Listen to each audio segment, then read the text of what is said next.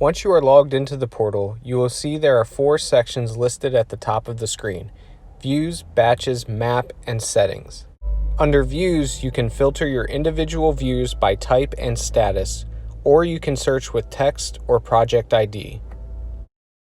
The Export button will export the survey questions and answers into Excel, and there are 3 toggles that can be used to show and hide views in the canceled, completed, and failed statuses.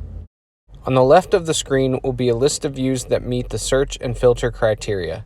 The main screen will show all of the selected views info, including pictures, survey questions, and an overhead map with the pins marking the location of each photo.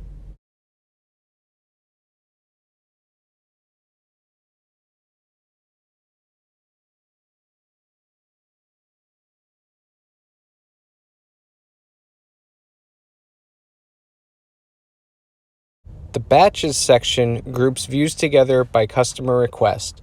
When a list of sites is sent to iVueit to be dispatched, a batch is created. You can select a batch to show all the views and their statuses. The Map section also shows all of your views and their corresponding status.